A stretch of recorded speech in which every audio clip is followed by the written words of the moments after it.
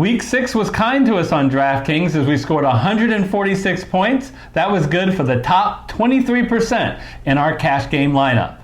We'll talk about Week 7 and give you our picks for both cash and GPP, all coming up next.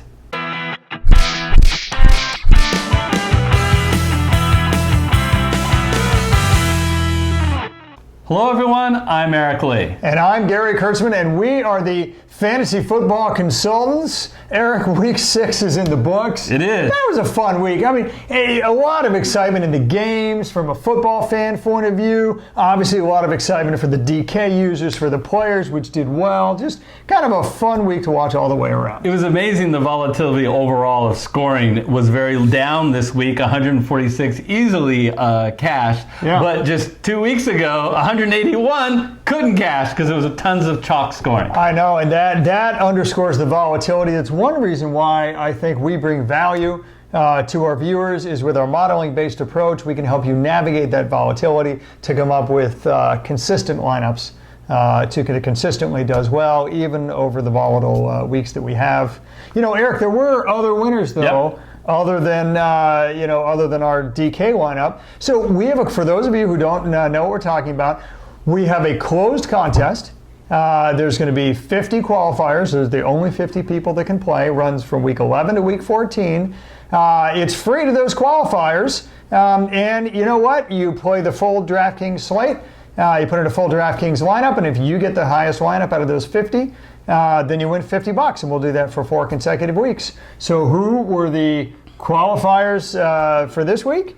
It was Brandon Tanner, Blake Gillimore, Daryl George, and David Noel. I'm going to throw in a 5th qualifier, Eric. This person won by virtue of writing a nice review on iTunes, because, of course, Eric, we have podcasts on iTunes. That was Slifer73. So for you 5 people, congratulations. You have qualified for that closed contest in week 11 to week 14, worth $50 a week. Yeah, if you want to find us on iTunes, simply go to iTunes and type in Fantasy Football Consultants. You can see all of our DFS contests are simulcast, and the audio versions is a podcast. Nice. Now, we want you, if you haven't yet qualified for the DraftKings League, it's okay. We still have a few more weeks to do so. Here is the challenge this week.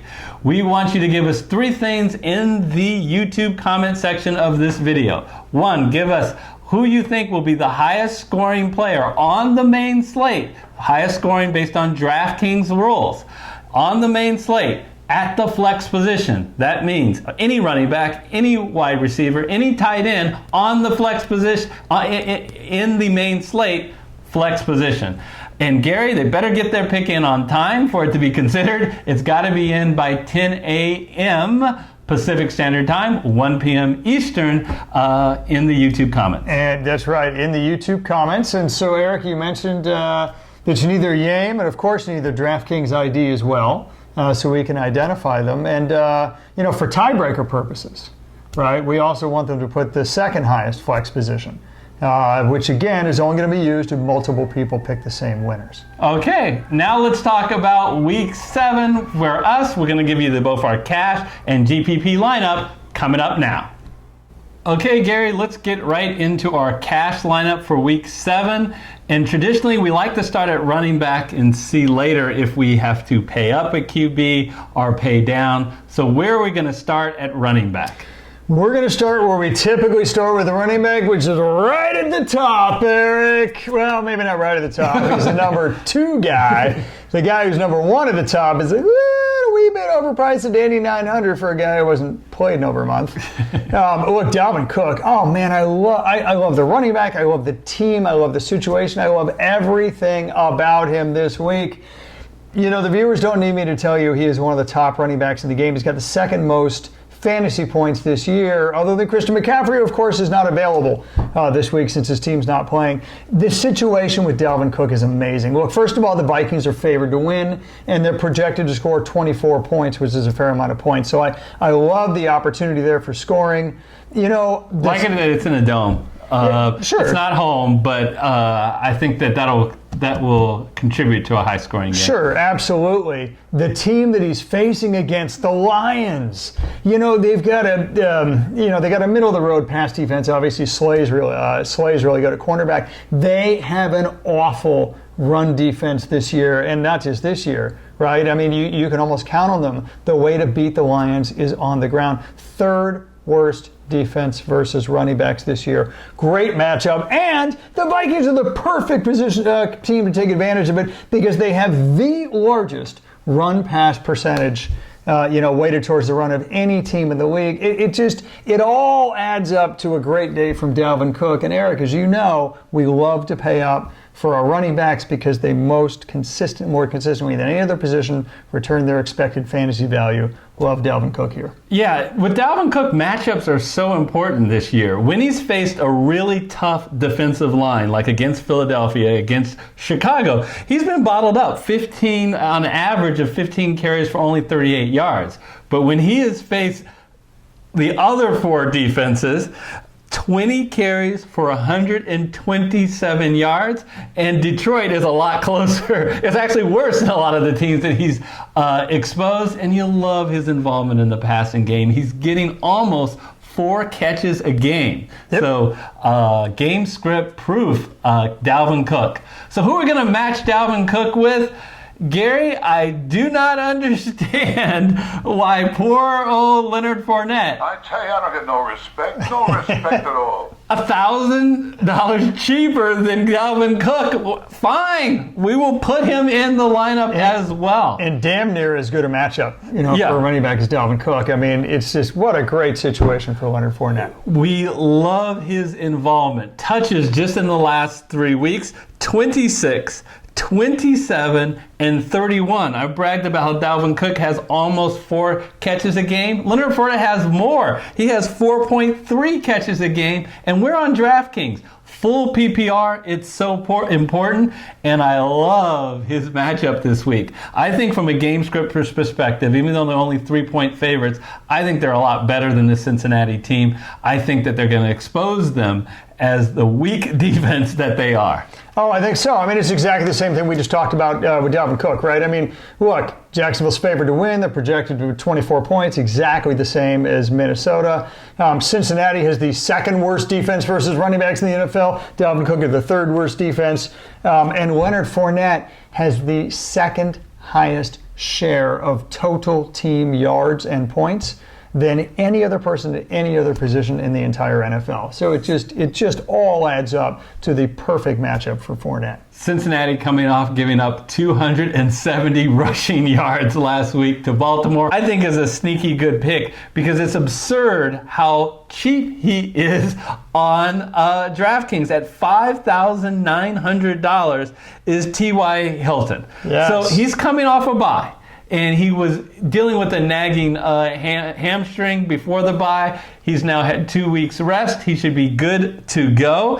And I love playing T.Y. Hilton at home. He is traditionally, not just this year, but historically, done better at home. And remember, the last time we saw him, he was playing against Kansas City. And Kansas City basically said, look, Indianapolis against Kansas City, we're gonna take Big Mac, our Big Mac, and ram him down his throat. Yeah, right. They were able to do that against Kansas City. I don't think they'll be able to do it against Houston. Houston has a much better rush defense. If Indianapolis is going to have some success, they're going to have to do some passing, and I think it'll be with T.Y. Hilton. No, that's right. I mean, look, matchups are everything. As we say probably on every single show, matchups is everything, especially in cash games, because that is what gets you the higher than expected fantasy points, and that's what gets you really the opportunities to be more consistent, right? Because you get more opportunities with a good matchup. And again, T.Y. Hilton, first of all, he's great in and of himself. He actually, for wide receivers, already this season is top 10 fantasy points per game among wide receivers. So he's very good in his own right. I mean, the dude's average, if you exclude Kansas City, which is the world's worst matchup because everybody runs on Kansas City all the time, the guy averages 20 points a game. 20 fantasy points a game. That's huge. And like you said earlier, Houston's actually bottom 5 in the NFL versus wide receivers. That's how bad their pass defense is versus a pretty good run defense. So whatever ratio they had run to pass in Kansas City, it's going to be more towards the opposite here. Great opportunity for a great wide receiver. So let's go ahead and select T.Y. Hilton. Now, Eric, we've spent a little money here so far. We haven't gone whole hog. We saved a little money on T.Y. Hilton. But we've spent a little money. But we put it all into our running backs, which is what we traditionally do. We're going to need to find a player that gets us out of the woods of this budget. Gets us out of the woods. I wanted to go into the woods. Oh, well, let's go into the woods. Go with Robert Woods. That was your pun. I like that. Yes. Now, Robert Woods, look, here's the deal. So we're going to stay in exactly the same salary bracket for Robert Woods, and we're going to do it for basically the same reasons. First of all, let me just start off with this, with Robert Woods. The dude is way underpriced. Yeah, I don't understand this price at all. What's up with DraftKings? We were telling them, why are you putting Cooper Kupp below all the people for several weeks? Now they've gone cuckoo. Kupp is literally $1,500 more than Robert Woods. Said a different way, Robert Woods is $1,500 cheaper. I get that Cooper Kupp is more valuable than Robert Woods, but not that much. Not even close to that much in an offense that Eric is just in such a great bounce back situation here. Yeah. They sucked against the Niners. Yeah. That's okay. That's no sin. Yeah. Everybody sucks against the Niners. Oh, give it a rest. It's unbelievable. Let me give you an unbiased opinion rather than that crap. Don't tell me what's wrong with Woods. He called it crap. Nothing's wrong with Woods. What was wrong with is the entire LA offense couldn't do anything against a very strong San Francisco defense. That is not going to happen this week as they play Atlanta. All right, unbiased. That's exactly what I said. I'm not biased. I do love the Niners. I know, right, but I am biased. I'm giving them an honest opinion. That is. Now, here's the deal with Robert Woods. Look, for the low price of $5,900, you get a guy who has averaged 10 targets and 14 fantasy points a game, other than against that Niner debacle last week. And by the way, that total, that 10 targets, 14 fantasy points a game, includes him facing 2 shutdown corners. One in Cleveland, one in New Orleans. Well, the Falcons has the second worst pass defense in the NFL. And believe you me when I tell you, they don't have a shutdown corner. Perfect bounce back opportunities for the Rams. And every time the Rams have a good passing day, it always involves Robert Woods. Always. Why? Yeah. Because he's the 1B to the 1A of Cooper Kupp. Yeah, and you also get that little bonus that at least about 2 or 3 times a game that he gets a rush, a little end around. Last week it actually turned into a touchdown for him, so it's a nice little bonus with Woods. Yeah, this guy is way too good and more importantly, way too consistent to be $5,900. Let's select him. So Eric, it seems like in a lot of shows we talk about either the free square running back or the free square wide receiver. This is going to be the 3rd week in a row that we've used this guy, isn't it? Yes, maybe. That's a good thing about maybe. Do you want to talk about maybe? Yeah, well, we want to know, as we're filming Wednesday, it's unclear whether A.J. Green will be back. If he is back, then I think in 2 wide receiver sets, we're going to see A.J. Green and Tyler Boyd. We'll still have plenty of 3 wide receiver sets, but I think the number of plays that Auden Tate gets will be dropped dramatically. But again, if he is not playing this week, then Auden Tate once again on DraftKings is ridiculously low price. He's a steal. He is right now the wide receiver 1 for the Cincinnati Bengals that pass top 5 percentage in the NFL. At one point in time, they were the most prolific passing team in the NFL. And he's the wide receiver 1. I'm not going to pretend Galton's a good quarterback. I'm not going to pretend the Cincinnati Bengals are a good team. They're not. But if you're a wide receiver 1 on a team that is such a prolific passing that Andy Dalton is the 2nd most yards in the NFL at $4,500, you got to be kidding me. So he is an absolute steal. That's why we're picking him for the 3rd week in a row, because DraftKings pricing algorithm just has not caught up to the opportunity yet. But Eric made an excellent point. If A.J. Green plays and the opportunity goes down, I want to highlight Mike Williams of your Los Angeles Chargers. I think his opportunity this week, as he finally gets healthy, is going to be much more valuable than the $4,600 price tag. So what you'll see us doing is, if A.J. Green, and we'll continue to monitor the inactive list, if AJ Green is active and looks like he's going to play, you will see us on our website switch over to Mike Williams. Yeah. And in full disclosure, Gary and I slightly disagree between Tate and Boyd. I think of them as a 1A, 1B interchangeable, and I do think Tate's the one that's going to get hurt if AJ Green comes back. I definitely think that's true too.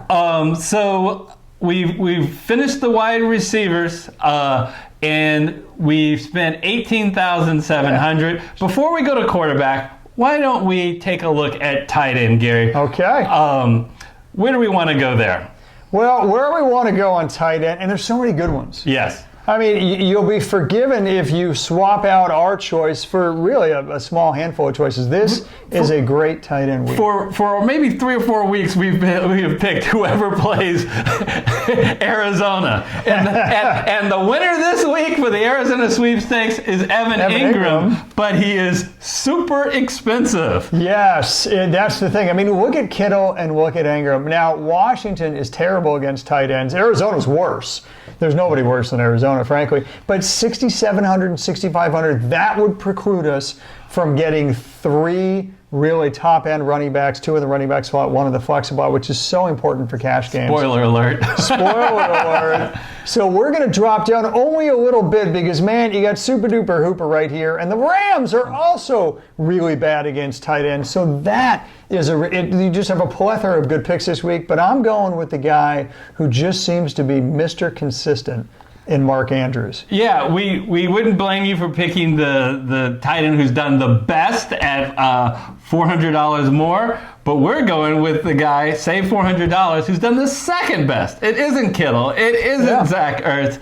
It isn't Evan Ingram. No, it's Mark Andrews, and the best part about it is his matchup is so sweet and tasty. Be careful. And salivating. Be careful. Because his Seattle Seahawks, which has a myriad of strengths, just not many of them on defense, folks, a myriad of strengths, tight ends is not one of them. They're bottom 5 in the NFL in covering tight ends. This from the tight end who arguably has been the most consistent player at the position in the NFL. Look, all Mark Andrews does is, first of all, he leads Baltimore in targets and catches. That's leading all the pass catchers in Baltimore. The dude gets 10 targets a game. You know how rare that is for a tight end? We haven't seen a tight end, at least in my memory, we haven't seen a tight end average in the NFL, over 10 targets a game for an entire season. That Mark Andrews is averaging 10 targets right now. He's basically as valuable to the Ravens as we think of Kelsey to the Chiefs and also now Kittle to the 49ers. He just is at a better price in a dream matchup. Oh, and by the way, he's top 5 in the NFL in red zone looks, so he gets the scoring opportunities too. And I love the fact that this game is supposed to be high enough scoring that it's got the, of all the slates of the game, it's got the second highest over-under, right, of any game. So there's tons of opportunities at a great price for Mark Andrews. All right, Gary. Can we go to quarterbacks? Let's go to quarterbacks because we spend some money, so I don't think we can afford the top ones. Remember, it's a luxury, not a necessity. That's right. Do I like Deshaun Watson? Yeah, duh. Do I like Lamar Jackson? Of course. We just can't afford their prices. But at a guy who I also like, at a much cheaper price, is Matt Ryan. And I asked you, Gary, what is not to like about Matt Ryan? 6 straight weeks of this season, all 6 times, he has thrown for 300 yards or more. Yep. I like the fact that he is at home. I like the fact that he has an implied total of 25.5. That is really good. Mm-hmm. Especially for an underdog. That's incredible. Looking at who he's facing, the LA Rams, Talib is hurt. Peters has been traded. Yeah, Jalen Ramsey is now a LA Ram. We all know that. But last time I checked, Jalen Ramsey can't cover Julio Jones, Calvin Ripley, Austin Hooper, Mohamed Sanu, and out of the backfield getting involved, Freeman. There's just too many guys. Lots of weapons for Ryan to choose from. I love his low floor here in the cash game. No, that's right. I mean, look, the Rams have been, a little better than league average, right, in their pass defense versus QBs. But again, look, they got no Peters and no Talib. You're replacing one of them, ostensibly to leave, I suppose, with Jalen Ramsey. But, net, because now you got a nickel CB who has to replace Peters. I mean, net, their pass defenses went down. Net, their secondary just took a hit. And it was only, about 10th best in the NFL to begin with, right? So they're going to trend much more towards league average against a guy who's just a great volume play every week, because let's face it, I mean, Atlanta does more throwing from behind than any other team this side of Tampa Bay. And the fact of the matter is, you're right. I mean, at the end of the day, they have one good person in the secondary. He can't cover everybody. I think Matt Ryan is going to be throwing early and often like he does every game. And that means, if nothing else, an incredibly high floor at a really surprisingly low $6,300 price. I think that in your cash game, you have to have exposure to this game because I think it's a real shootout potential. We have Robert Woods on one side, and now we have Matt Ryan on the other. So let's talk about that flex, and that is Mr. Carlos Hyde at only $4,700. Look, Hyde has gotten 47 carries in the last 2 weeks. I mean, let's face it, Houston has decided that its identity is going to be on the ground first whenever possible. Right? And Indianapolis is another great team to do that against. I mean, look, here's the deal. Indianapolis has a really tough pass defense. Their secondary is really, really good. On the other hand, their rush defense is slightly worse than league average. And so that's the formula to beat Indianapolis. You have to get up against them, and you have to do it on the ground, and that is what I expect to happen with Houston. I think at a minimum, you're getting a guy in Carlos Hyde that's going to get 20 to 25 touches with the football. And if you can get 20 to 25 touches at 4,700 yards, almost no matter who you're facing, that is one hell of an incredible value. But when you've got your strength matching up against the other team's weakness, like they do with Houston and Indianapolis, I just think that it's too good to pass up for $4,700. Yeah. Just major value. Last 2 weeks, 26 and 21 carries. So they don't have a problem using him as a workhorse if the game script dictates it. Yep. All right. We are, however, going to go with that Ram defense we just talked about at $2,700. Right. We've talked about in our DFS Master Class. You know what? People think that you get points because you hold the team down to a lot of scoring. No, you don't. It's very rare that a NFL team scores less than 13. Where you get a lot of it is in the other team's passing game, right? Because all of the sacks and on all of the interceptions and most of the fumbles occur in the passing game. That's right. And again, we talked about the fact that the Rams secondary has obviously taken a hit, with or without Jalen Ramsey. I mean, the reality is the sum total of Talib Peters is going to be better than Jalen Ramsey and the nickel cornerback to replace Peters. But here's the deal, okay? They still have a good pass rush, especially with the best pass rusher in the game in Aaron Donald, right? And that's where you can get your points. With sacks, because Matt Ryan is top 10 in the NFL, if you want to think about it that way, top 10 in getting sacked. He's also top 10 in the NFL in throwing picks, which happens because of a strong pass rush. And because they throw the ball so much. He backs up and throws the ball a lot. So he can simultaneously have a good day throwing the ball and get sacked a bunch and maybe even throw a pick or two because, again, with that vaunted LA pass rush. And again, we're trying to save money here. Do we think the Rams are the absolute best defense to pick? No. But it's worth it to us to get the good running backs, to get the receivers like Hilton and Woods, and pay down on defense to get somebody who is going to have a good pass rush. We ought to expect a few sacks. We ought to expect a couple of turnovers. And if we can just get those things, then they'll return their $2,700 value. Gary, can I address something that I know is going to be in the YouTube comments, so to stop people from doing it? Go for it. Gary, why did you guys pick a quarterback going against the same defense in your cash game lineup? That's stupid.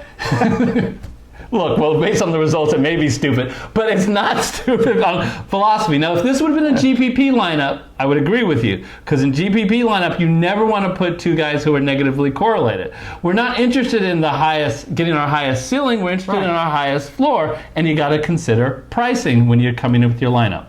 No, that's exactly right. For all the reasons I just talked about, which deals with negative correlation, which is not a bad thing in cash game. But let's get away from the stats and more towards, again, Matt Ryan can have a very good game here and still have multiple sacks and a turnover or two.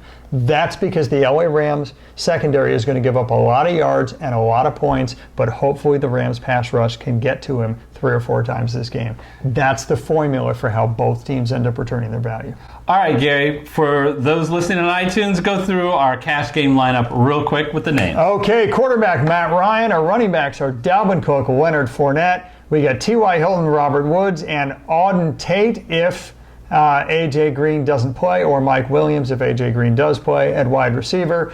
We got Mark Andrews, your all-star tight end, Carlos Hyde in our flex position, and we got the Rams as your defense. All right, let's switch over to GPP. And Gary, we always start our GPP lineup with a stack.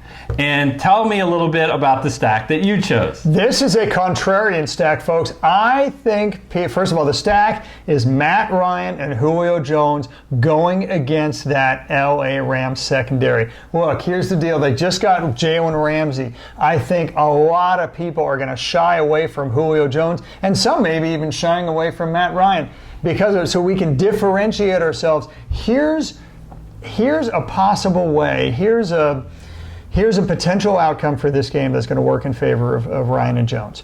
First of all, Jalen Ramsey will be a Ram for a grand total of 3 days before he has to set his feet down on the turf and play against Julio Jones. There's a lot of communication that goes on in the secondary, right? That there's no way that he can be fully up to speed on. So I expect that A, because of the lack of talent everywhere else in the secondary, and B, just because Jalen Ramsey is going to be so new and is going to be learning so many of those terms, first of all, he won't be on the field 100% of the time like you would normally expect. And when he is on the field, he'll still be learning communications. That's going to open up opportunities for really one of the NFL's best receiver, and all he has to do, even if Jalen Ramsey shadows Julio Jones, and we don't know whether we will or won't, but the Rams play man defense, so that's a real possibility. Even if he does, he only has to burn him once or twice to have a big day, and so that's what we're banking on here with this stack. All right, I love it. So we already talked about our running backs. We won't do that again. And we talked about T.Y. Hilton. But tell us our third wide. We went for a value play here. Tell us the thought process as our third wide receiver. Because I'm assuming with Lazard is now basically Aaron Rodgers' bosom buddy. It's his favorite player. By the way, a little bit of a side story that maybe folks in Green Bay don't know. Lazard was not next up on the depth chart. But Aaron Rodgers went to his coach and said, I want Lazard on the field, and immediately he paid him back by dropping a pass. But then he paid him back on the very next throw by getting a brilliant touchdown pass. So, and by the way, anybody see that last drive in Detroit? Forget about Trey Flowers. I don't want to hear about Trey Flowers anymore. Yes, they were rooked, but focus on Aaron Rodgers and what he did. 3 times in a drive that they had to have to win, he threw to Lazard. That tells me there's trust. That tells me there's a connection. That tells me everything I need to know that this guy has a much, much higher ceiling than what $3,000 would imply. That's why I think he's just an outstanding GPP play. Speaking of value, assuming Devontae Adams does not play. Where'd you go at tight end? Where I went at tight end is Dawson Knox of his Buffalo Bills. Now look, here's the deal. Every team in the NFL is mine. Except for the Niners. Oh, we're the bad ones. Look, here's the deal. Buffalo's not bad. Dawson Knox will win you a couple of pints of beer at a pub to answer the question of what tight end has the longest air yards per attempt in the NFL. Why do you care about air yards? What an arcane stat air yards is. As it turns out, air yards is the single highest correlative stat to volatility that there is in the passing game. And Dawson Knox has it, not Kelsey or not Andrews or anybody else. This guy gets the ball aired out to him more than anything else. All we need to do is for him to actually catch 1 or 2 of these. He gets 5 targets a game. They're longer than any other targets. If he can just hold on to a few of them. By the way, against a defense that's so bad at tight ends that every tight end is feasted on these guys. Now, yeah, they're not Arizona, but man, they're a hell of a lot closer to Arizona than they are to a good team. I just think this is a great situation for a guy who just screams volatility at the position. Yeah, and you love the game script and implied total of that game with Buffalo. Gary, in the flex position, we're going with Josh Jacobs. And we love him as a GPP play because if the game script works right, exactly how it worked when they played, and the Raiders played Chicago, exactly how it worked when they played the Colts, both on the road. Man, Josh Jacobs getting that game script, getting the lead, and the Raiders will rely on him. He is their main runner. He is their main goal line back, and he can pay off big, as he's done the last 2 weeks. First of all, Green Bay, it's very difficult to throw on them this year. Boy, we haven't said that in previous years, but it's very difficult to throw on them this year, but it's much easier to run. So wrapping up our GPP lineup is the Jacksonville Jaguars at defense. Yeah, Gotta love the matchup. Minus Jalen Ramsey, but anytime you can go against Andy Dalton and the Cincinnati Bengals, especially if A.J. Green doesn't play. I mean, look, this guy's QB rating is worse than like half the backups in the league. He's running for his life, Gary, back there with just a terrible offensive line. Yeah, I love the sacks. I love the interceptions. Maybe they'll even return one for a touchdown. Who knows? All right, so that's our GPP lineup. Go through it real quick, Gary.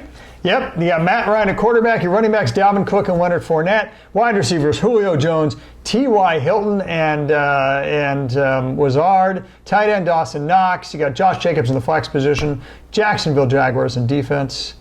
There you have it. All right, let's open up the mailbag here on the DraftKings show. Mail call. Gather around, everyone. Well, let's see what's in the mail. What's this? A letter for me. What do you got? Okay, Gary, we have first from Andrew Thompson says, well, fellas, your lineup got me $35 win in my weekly league with friends. But I changed one thing, Adrian Peterson instead of Tate. And we love that, folks. I actually don't like it when I hear, I just blindly took your lineup. We want you to think about it. Using the tools that we taught you in the NFL DFS class, if one player doesn't resonate with you, swap out that player and put a player of your own. We think that that's great. Big Daddy Euchre says, another great week, 22 50-50s. He put the same lineup in 22 different 50-50s. He had 22 wins. Nice. Way to go. That's what we do. Way to go, Big Daddy. We give you the points that are statistically correlated to win, and I'm glad it worked for you. That's awesome. All right, so if you made it this far in the video, make sure you smash that like button. And if you haven't yet, hit the red subscriber button. If you want, then you can hit the bell icon, which will notify you of future videos. On the screen right now is our DFS Master Class video, as well, when it's ready, our FanDuel video. And until week 7, we'll see you next time. See you next time.